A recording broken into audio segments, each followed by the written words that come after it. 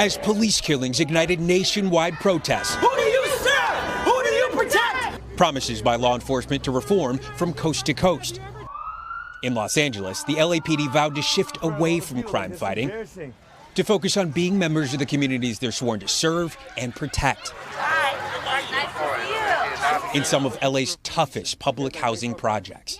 It started in Nickerson Gardens, Jordan Downs. Amada Tengarides also grew up in South LA. The Watts native recently became the first black woman deputy police chief in the department's history. You have to allow yourself to be open, to be communicative, to be approachable.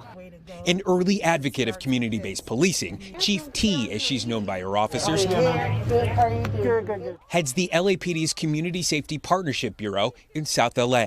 The purpose of the CSP program is for officers to understand the history and the culture of the communities that they're working in. The 100-strong CSP officers get specialized training and commit to serving in the same community for at least 5 years. They build relationships with community members, even coach youth sports, and mentor neighborhood children. It took a while for the community to trust us because, again, we were brand new faces to them. And unfortunately for some, they've had interactions with the police, which has been negative interactions. At Avalon Gardens Housing Project in South LA, residents are cautiously optimistic. Has it made things better? You got your good officers, you got your bad officers. You got your ones who come in here, who go beyond their badge and want to kick your doors in and bust your windows. But never not once the CSP officer did that. And at one of LA's oldest and largest projects, Pueblo del Rio.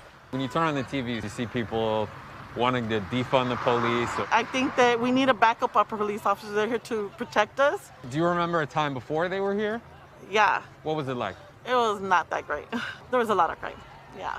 A lot of robberies, a lot of shootings. After protests to defund the police, $150 million was slashed from the LAPD, reducing the force to less than 9,000 in a city of over 4 million. Violent crime spiked almost everywhere in LA, with a notable exception. We haven't seen an increase in our CSP neighborhood engagement areas, which goes to show that something's working. Building on this success, the LAPD wants CSP as the model for the entire force, with police departments across the country considering Chief T's methods. And I think that if law enforcement agencies across this country can buy into the understanding that building trust and humanizing one another has an impact on decreasing crime, then I think it'd be a no-brainer for everybody to practice that concept. The reimagining of policing in America, starting with a handshake, one community at a time.